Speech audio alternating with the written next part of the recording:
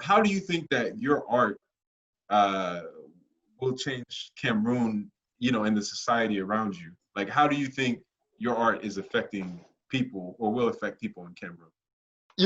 Just the fact that I am able to be an artist living in this town, Mm. making art in this town, and having a life in this town, this has really touched a lot of young people because it has raised their hopes. They really, when I go around and I talk with young people, there are some of these seminars that they call me to come and talk. And so when I go, they really tell me that I give them hope.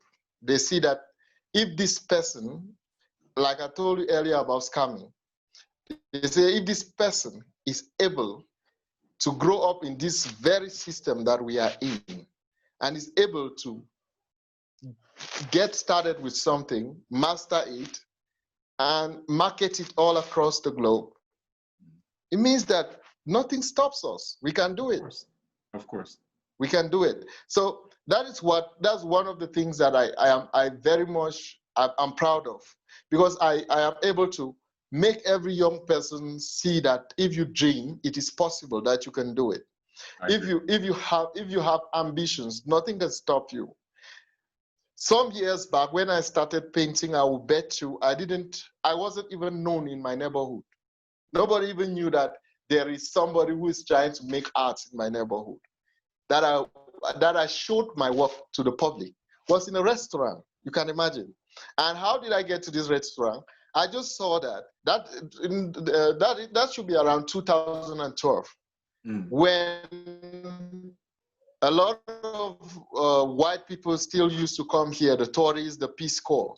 And there used to be there's this restaurant somewhere along the road in my neighborhood, a very simple, small, classic place where most of these white guys used to patronize, coming to eat, have lunch, and all of that, and even have bottles of beer. And I went there and met the proprietor, and I told her that, look, you have a lot of white people who patronize this place. I want to go into agreement with you. I want to bring my art to decorate your walls. And if anybody's interested, you just let them contact me. I will not lie to you. I went there like 4 times, and she only accepted the 5th time. Because when I went there and said I'm an artist, she was like, but who is this guy? She's somebody who has traveled the world. She's somebody who has traveled the world, and she least expected any sense of art culture here in the Northwest. Because these places, when you are off that's one of the things we say we are marginalized. Because when you are there in Yaoundé, you will see art, even along the streets. Douala, you will see it. Limbe, Kribi, all other sections you see it. But when you come to Cameroon, it's like a death zone, man. It's like a dead place. Right. So when I went there and I was talking about art, she never believed that I could do any quality work. Well, finally, she accepted after the 5th time of me pushing and pushing and pushing. But that was the shot that I got and that I needed. Right. From there, I was able to meet American Peace Corps, and I started selling my art to the American Peace Corps. Those tourists who used to pass by, road construction workers who would pass to eat there, they discovered my work, and I started making sales around. Then even moving out of my city to go to exhibit out there in the capital city, it was a customer who bought a painting from me that introduced my work in Yaoundé. And I received a call from the French Institute to do an exhibition with them. I went, did that exhibition. And from there, I started showing in the American Embassy. And presently, I am into collaboration with the American School in Yaoundé. Well, I cannot say that it was all because of painting and painting and painting. No, I equally invested some time in education. And my schooling actually gave me an upper hand, because at least I can teach what I do. And I have an intellectual understanding of what I do. And with that, I am able to maybe do workshops at the American School, which is one of the simple things one of the small achievements I think I've been able to make in this country. And just this, so many young people, when you need to see, sometimes it's crazy here. I have so many young people around. Today is a Saturday. I had to tell some of them not to come because we had to make this call. Like I would be making this call and you see people moving all around. So it is this that I believe that just the fact that I have been an artist and I cannot call myself a very successful artist yet, but at least I'm better off than where I started. And I believe that at least the future is better than where I am at. So there is hope for me, and the work is growing, and young people can actually believe that it's possible to do it. Of course. Presently, with the pandemic, I don't go to Yaoundé. I don't go to the capital cities. There's no workshop. There's no exhibition. But I am still able to sit here in my studio, make my art, and sell across the globe. So I'm into partnership with DHL. They ship my art all the time. So these are some of those things that, you know, what destroys the young people of a society easily is the mystification of success. Right. When you mystify success, right. How do I get it? How do I really achieve it? It's not like, you know, this is the truth about it. Every young person that I meet and talk with, especially the young guys, because most of my age mates, they are those that are into scamming. I don't have discussions with them. I have discussions with, I'm 30 years, and I have discussions with guys that are younger than me. Most of them are younger than me. And most of the things that I realize when I discuss with them is that they find it difficult to draw a map to success, a work map to success. Yep. They are like, how did you get here? Yeah. You know, it's like complete rocket science. It's like mystical. They don't understand how you are able to build from crash to something. I know, because I was there. That was me. That was me. You talking about me. You talking about me. So there is complete mystification of success. People don't know how to do it. They don't know how to get it. You see a young man who tell you, I aspire to become this. And then you ask the young man, how do you intend to get there? Why will he not get into drugs? Why will he not get into all those crazy things, vices of society? Because nobody has showed him anything better.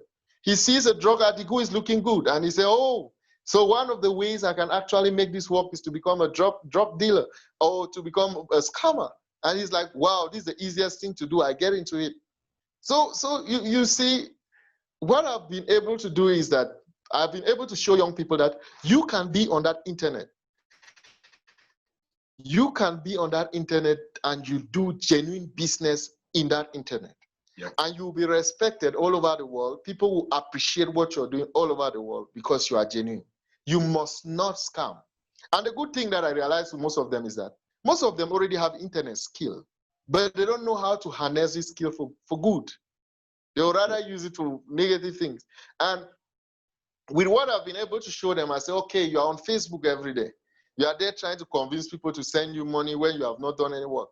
Look at me. I'm equally on Facebook every day. But I actually produce something that I show to the world, and they appreciate what I am doing. And they are happy, and I'm happy. I don't hurt somebody. There's nobody anywhere in the world that will commit suicide because I took their money and never gave them what they wanted. Right. I have heard of white guys who have committed suicide because somebody on internet told them a lie and they paid money.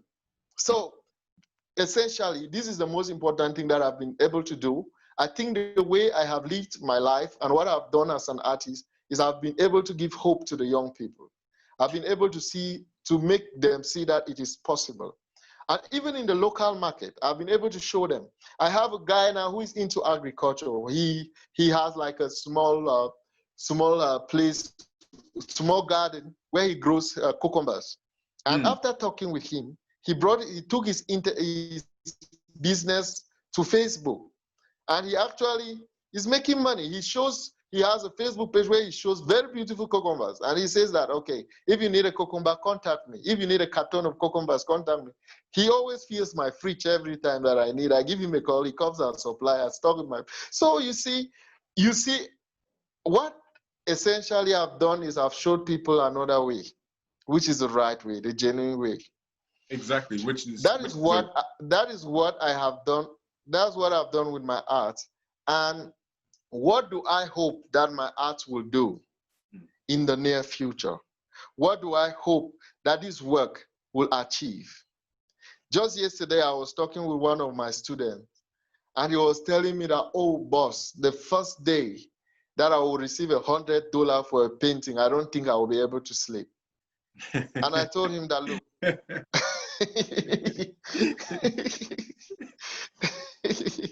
I know. Reminds me of like my little my cousins. Like, man, $100. So like, you whoa. can imagine. So you see. So you see the mindset, and when I hear this, I understand where he's coming from. Of course.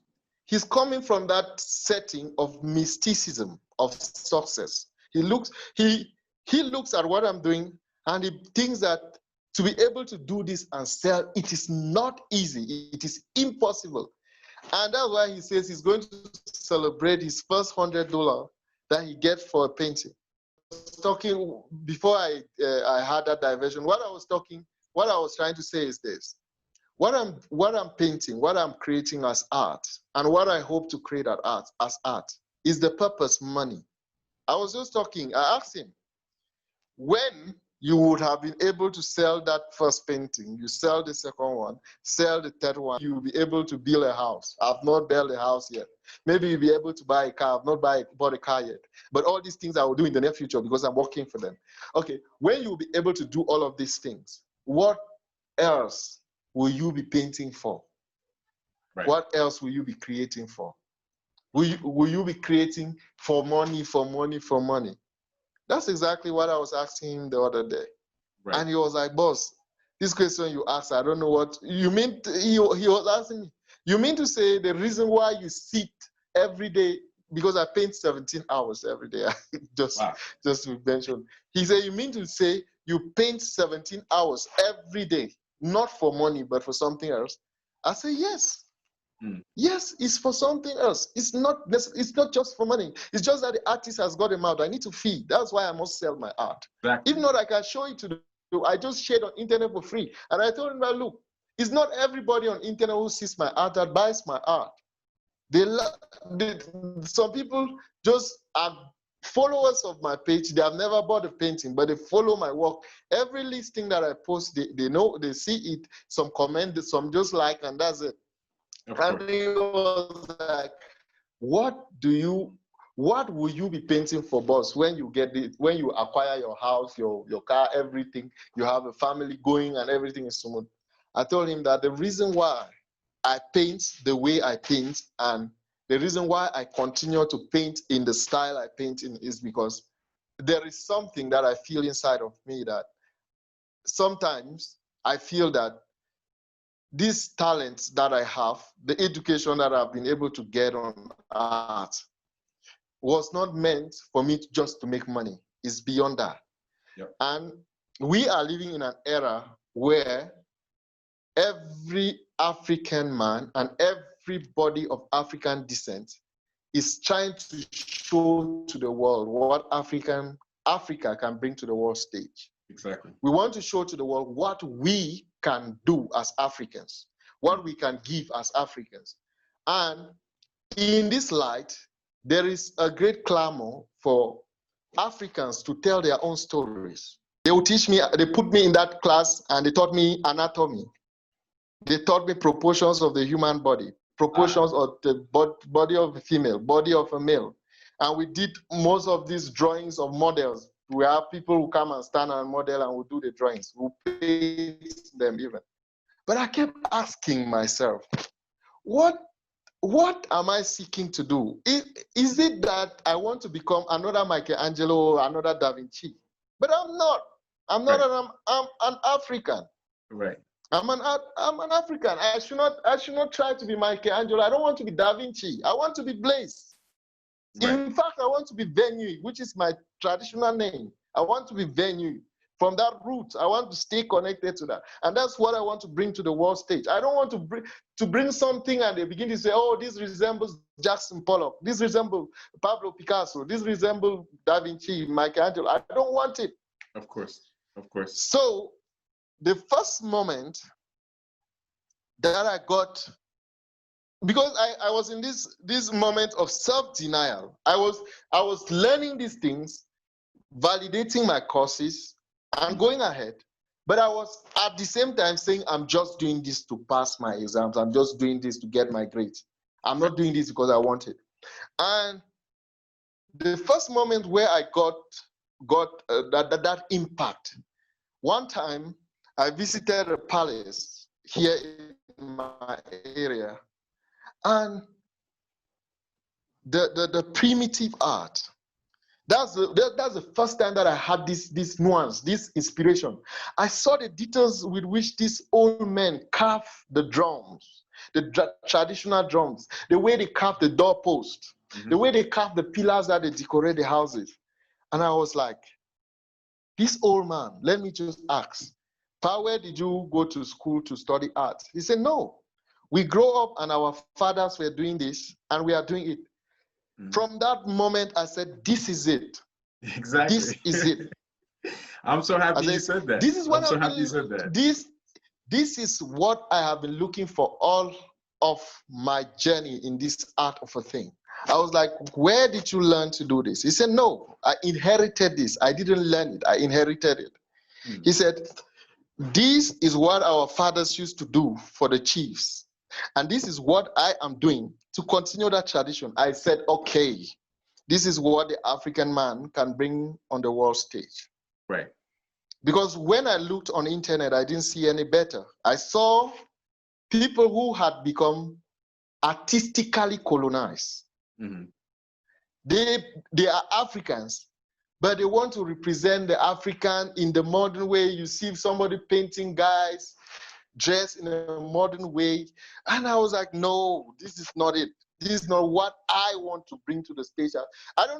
This is something about my art that I don't care whether people will buy it or not, but I want people to buy it. Of course. But what is pushing me to create this is this. I want the world to see what Africans can do with the materials they have given us. Of course. And that is why when I saw those figurines on wood, it gave me that inspiration on African art. Exactly.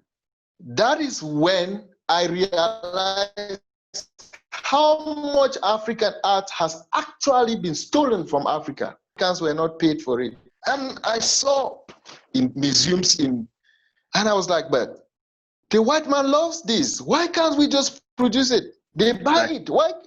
They like it. Why can't we just, why do we have to think that we'll have to paint like Michelangelo to get appreciation? Why do I have to think that I have to become another Da Vinci to get an appreciation for what I do? These are funny sculptures done without respecting human proportions. Some very stylized, some not even, some kind of, they call it the zoomorphic. And then come here and they actually collect this and they hold it over there as treasures. Exactly. And I was like, but if they can hold this as treasures, then why can I not just paint it? Why can I not just bring these figurines to tell our stories? And I get people to read. I know I'm laughing because I love it, because this is something that you think is so simple that every African person around the world would understand, but that just truly goes to show you how much we've been colonized and how much we don't value who we are and what we can do. Everything we need, we already had it. We already have everything we need.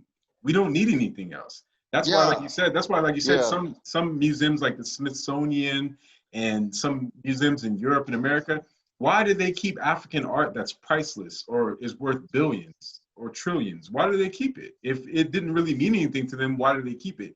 Because they're even letting you know, that, yo, this is amazing. These people were doing this, 1,000 years ago, 3,000 years ago, 4,000 years ago, 10,000 years ago. Like, that's amazing, Yeah, and that is one of the things that when I saw this, And I started digging. I even see white people who will come to those shows, and then they will put an African figurine up, and they'll be paying thousands, millions of dollars just to get that image. Yeah. And I was like, these people actually love what we are doing. They like it. Why should I be thinking that I have to become another Da Vinci? Exactly. Or why do you think that you're worse than? Why do you have to think that you're worse? You're worse. You're not worse. You're better. I'm a lesser artist to a European painter, or to a British painter, or to a French painter.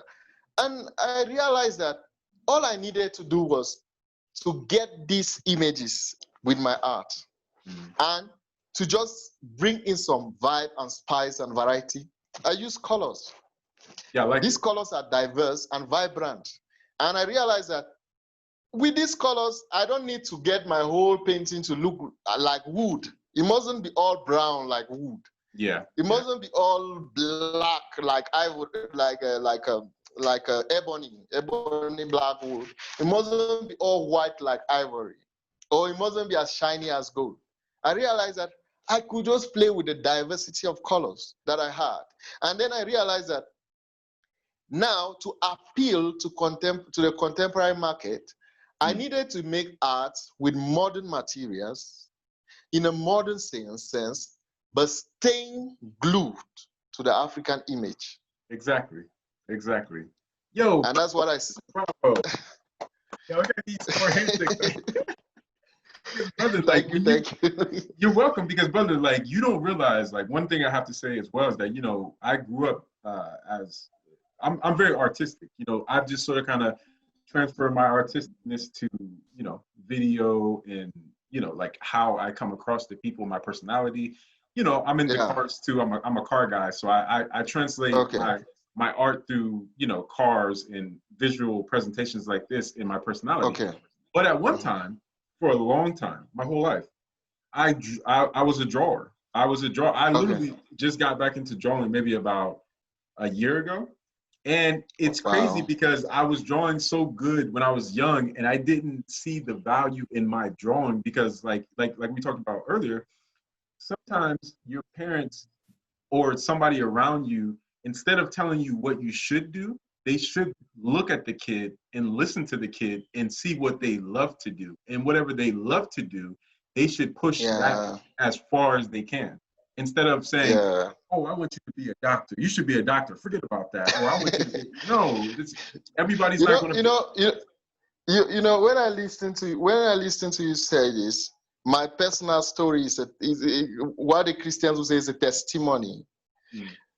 What I did is, secondary school, pure 100% sciences, biochem, physics, maths, further maths. That's what I did. And I was quite good at it. I had all my grades straight A's, very well. And then after that, immediately I finished university, I was idle for like 2 years. Within that 2 years, I applied to teach mathematics in a secondary school. So I taught mathematics for straight 2 years. Here, Form 1 and Form 3, I taught mathematics for 2 years. And in the last year of me teaching math, I kept on drawing. And then this white guy, he saw my drawings, this Paulo Lemos of a guy. He saw some paintings that I did some years back and gave to a friend as a gift. So he saw it in that friend's house. And then an older man, and then he said he wanted to meet with me, and that's how I got in contact with him. So when he saw my drawings, he asked, what do you do for a living? I said, I'm teaching mathematics, but sometimes I draw. Sometimes I paint. He said, you are not supposed to be a math teacher. You are supposed to be an artist. You are not supposed, without art schools around me, without art galleries around me. Out of the blue, somebody is telling me you can make a life out of this. And then I'm saying, but how can I make a life out of this when there is nobody beside me who is making a life out of it? Exactly. He said, no, you can become an artist. And that's the first person who introduced me to an artist like Salvador Dali, the surreal painter, Picasso, the abstractionist, and the French impressionist painter. That's the first individual who showed me their works. I said, you see this man died a very rich man, but he was a painter. Yeah, He said, exactly. "You see, this guy became very famous and did it." And then I'm like, but here in this Cameroon and in this Bamenda, how can I make it work? Of course. He said, Blaise, never stop dreaming. Of course. If God has given you a gift, don't think that it is only when you will become a doctor, it's only when you become a teacher that you will be able to impact the lives of people. I agree. I agree. It's a very Your, important thing to understand that. No, I he said, totally agree. he told me that you can actually become an artist and you will touch the lives of people with what you do. And when I took this information to my father, he didn't welcome it. He Yeah. didn't. He told me that, Master, forget that thing. Teach your mathematics and try to see how you can make ends meet. Yeah. So you know what I did? I took a in fact, I went on a very risky trajectory. Because what I did is I stopped teaching maths for arts. And that is one of the craziest time in my life, food to eat. I want to be honest with you. It's maybe going to say you have quit teaching because without you think I'm going to be giving you my money to be doing your art when I don't even know when it will ever pay you. So I'm not going to support you with a franc. Go ahead and do your art for all I care. So my home with my father practically, because I lived with my father for 10 years before I moved out of home. So my father is really terrible with women. He has the first wife, he left, had the second wife, she left. Then he's now on the third. It seems all of us maybe. I don't know. So that is one of the reasons why I found myself living with him for so many years, just the two of us. So practically our house became just a place for shelter. I realized that the system there, when somebody about 80 years, you can move out of the house. But here, even 30 years, you still have people living in their parents' houses and still depending on their parents because the system is not set up in such a way that people easily become independent. So sometimes there's this dependency for a long time before you get a means. Then you can move out and rent a place of your own and you start your life. So my dad said, I'm not going to support in all of that. So I had myself in a mess. I had all the monies that I could get. I was buying materials to be changed by this white guy. And we were doing clay modeling, we were doing sculpture, and we were not doing it for market, we were doing it for training. So no money was coming in. So, but I decided that this is what I want to do with my life, and I'm going to go for this. Whether I have somebody supporting me or not, I'm going to go for this. Of course. And that's how I stayed on and stayed on. Finally met the lady I told you about, the restaurant. Started selling a piece in 6 months. Maybe.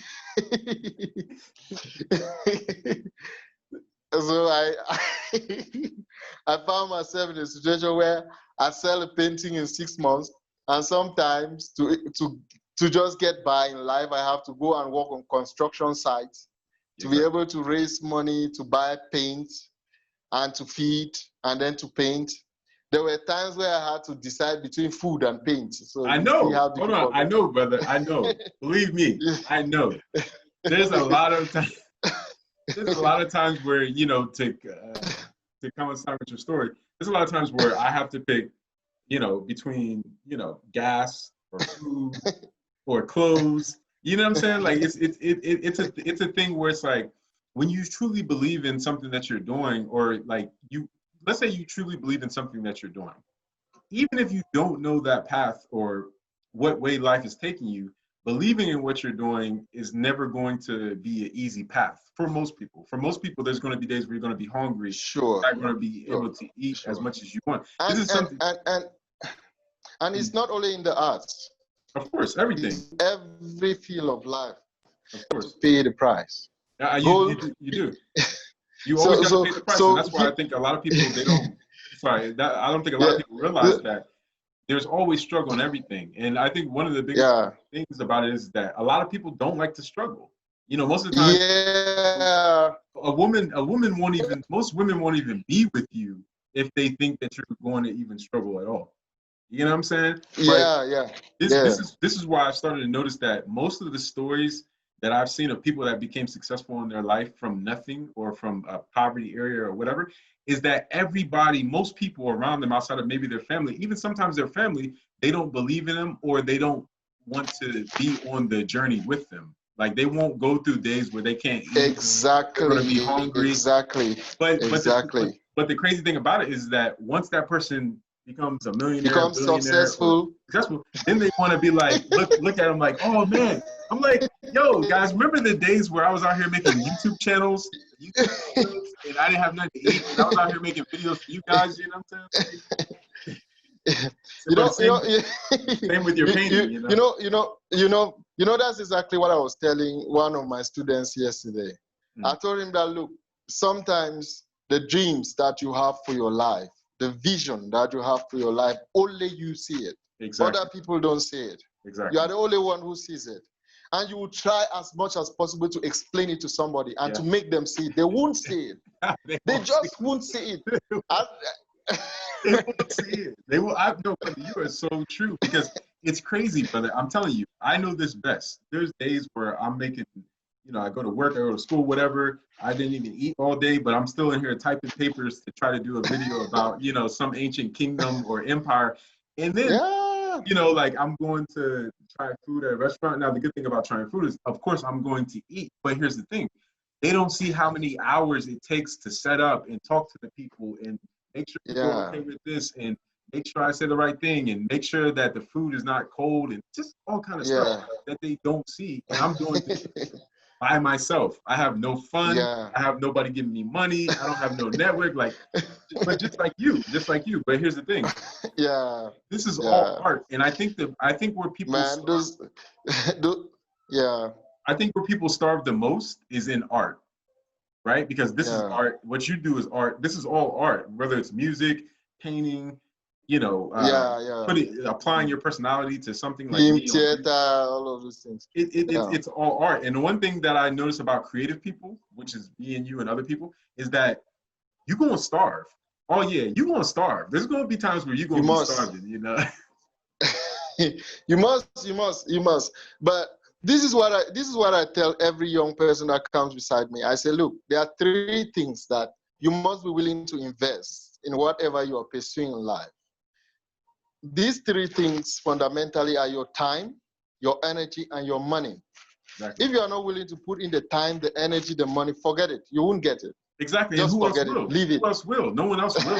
No one's going to look at you and be like, you know what? I should invest in this person that's not doing anything. You know what I'm saying? Like, you have to now, show people, Sometimes I tell my students that, look, there was a time in my life when I actually pleaded with people to give me $60 for a painting.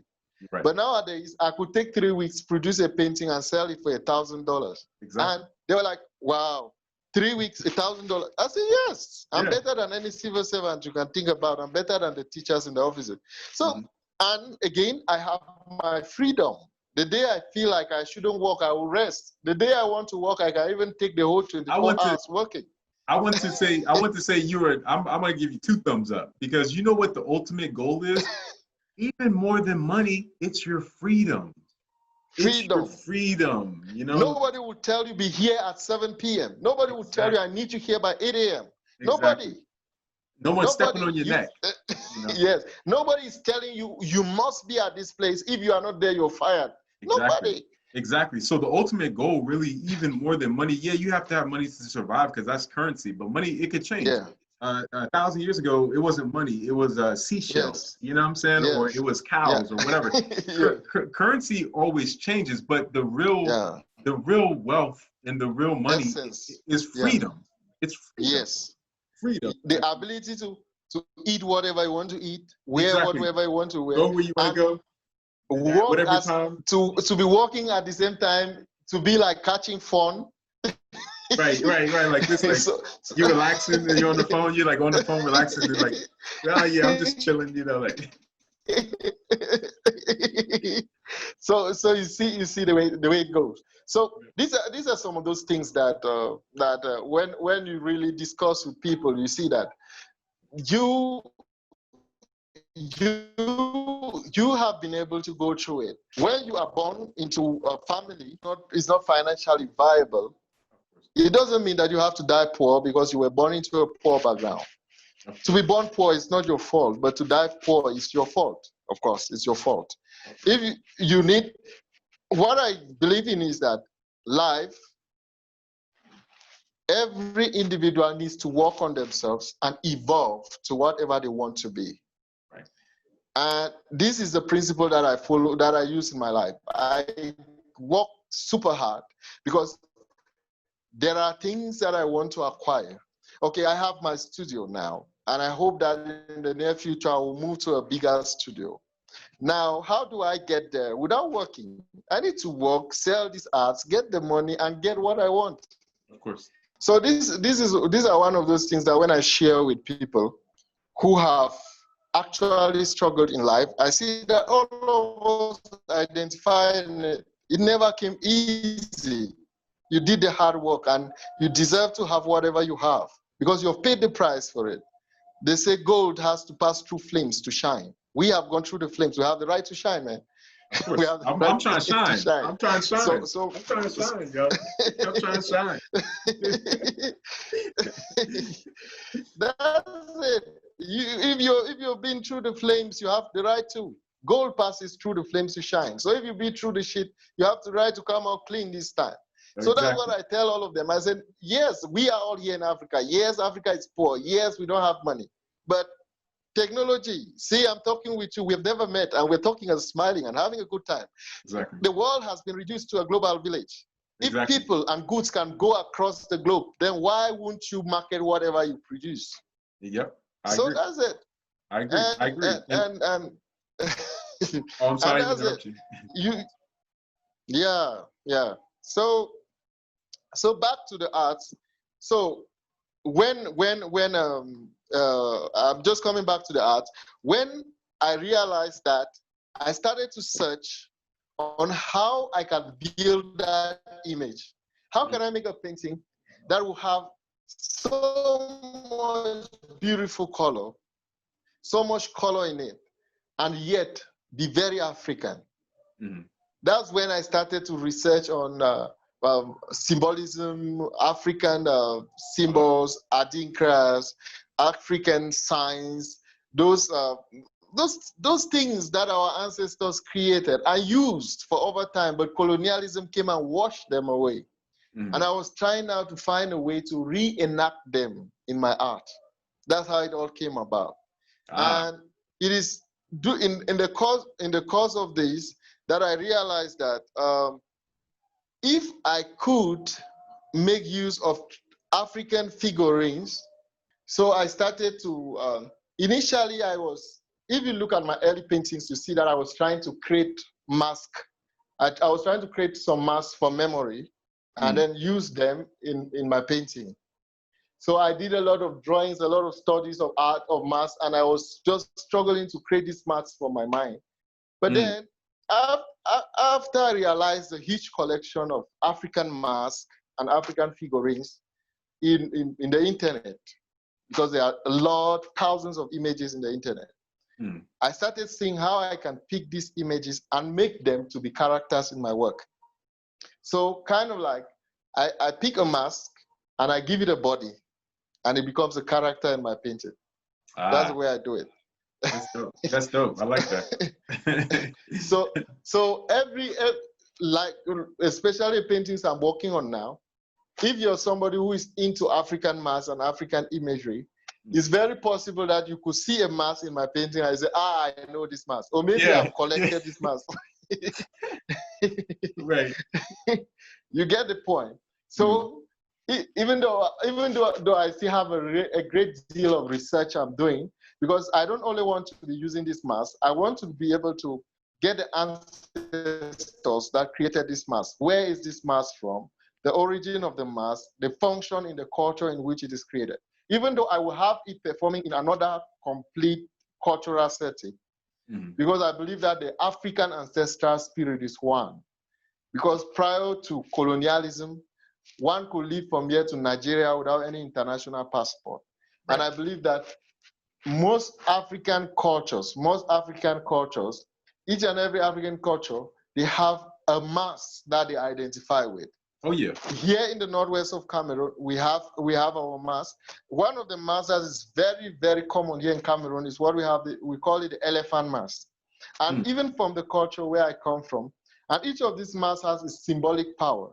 Like the elephant mask to us symbolizes stability, because the elephant sleeps standing, and we believe that the elephant is very stable. We also have the monkey mask to signify agility. We also have the human mask to signify superiority over all of creation. Each and every of these masks has their function.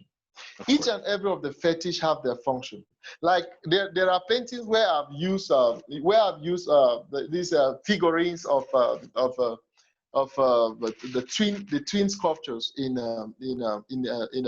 Yoruba culture and Igbo culture in Nigeria. I think you should know about it, where they make these sculptures because when a woman gives birth to twin and one of the twin die, one of those, a sculpture like that is made, and that sculpture accompanies the living twin, because in their culture they believe that twin have a single spirit. They have just one spirit, and there is an impossibility for a twin to remain alive when the other is dead, because the spirit will be broken into two, and that's half a spirit cannot cope.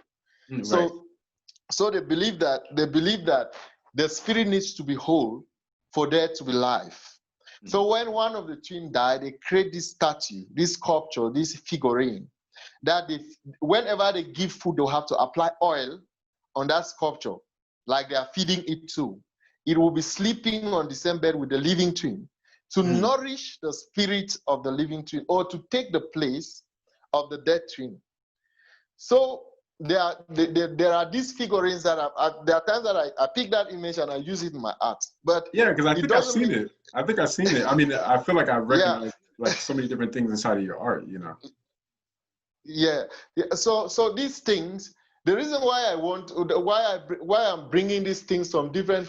Otherwise, what I simply would have done is to go into a particular culture and make a story about that mask in that culture.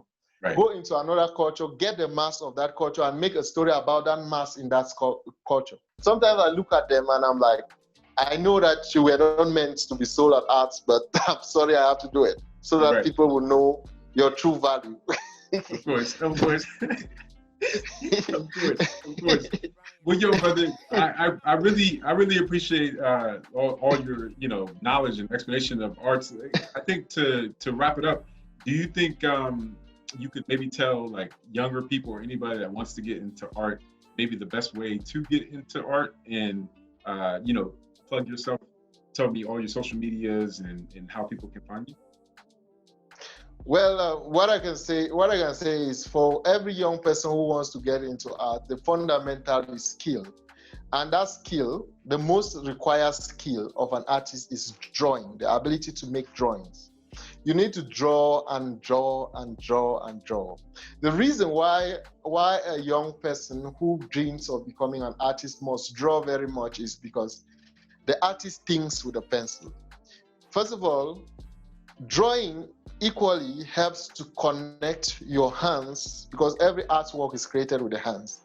Drawing, or with the mouth, or with the body, let me say with the body. Drawing helps to connect your vision. I'm talking about the plastic art, like a painter or a sculptor in this moment. I'm not talking about the music, the dance, and the theater. I'm talking about the plastic art. Drawing helps to connect your vision with your hands. You will be able to see things deeper when you draw them more.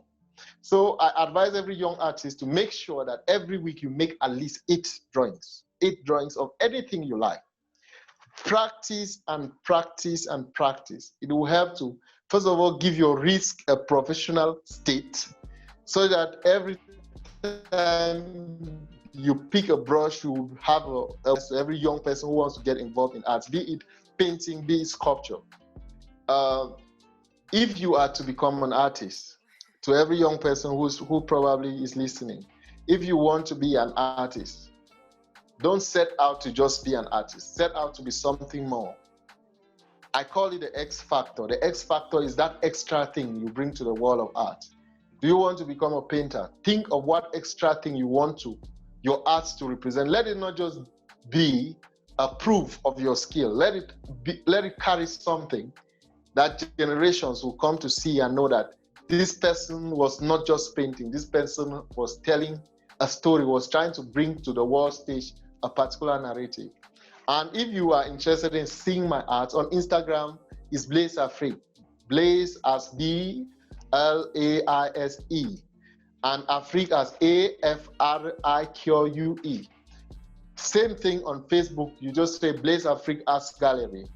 And I hope that I will see so many of your comments and likes on my work. And feel free anytime to ask a question. And if you want to keep in touch, you can always just indicate, and I can give you my WhatsApp and we communicate.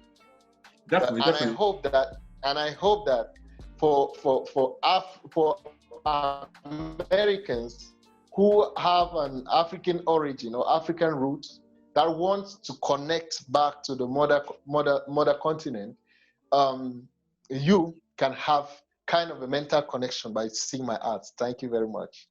Definitely. I really appreciate that, brother. I'm definitely going to have all your, description, your links, and how people can contact you down here in the description. Yo, if I could, I would make the video like forever, infinity, 8 hours, you know what I'm saying? But I don't know if YouTube would actually let me upload that, you know what I'm saying? But I really appreciate the discussion is really very interesting. When we meet like this, and when you meet somebody from the other continent and you're here, there's always so much to share. So much. We can't exhaust that in one day. Talk less of a week. We can't. There's so much to talk about. So we just have to know. Sometimes we have to stop. Exactly. Right. No, I definitely agree. And, I just want to say before we leave that, I really appreciate this from one artist to another. I know my paintings are not nowhere near as beautiful as yours. And I'm actually getting into painting, but from the artistic standpoint about how I'm trying to spread knowledge to all people of African descent and create unity as much as possible, and how you're doing it through your art and trying to uplift the youth and other people within Cameroon and throughout the whole world. I just want to say it feels good to talk to another artist, because sometimes talking to another artist, it makes you feel better. It's like somebody understands like what being artistic is about. Because when you talk to people that are not artistic, they almost look at you and be like, why are you even doing any of this? Like they just look at you like, So true. Totally accept that. Exactly. It feels good to talk to somebody that understands the same plight as, from another artistic person. But guys, with all that being said, please like and subscribe, turn on the bell notification so you can always get more videos like this. Always love each other, always unite, always try to learn more about each other and try to be diplomatic with each other. And guys, keep drawing and keep painting. And peace. One love. Peace, bro. One love, bro. All the best, Dan. You too, brother.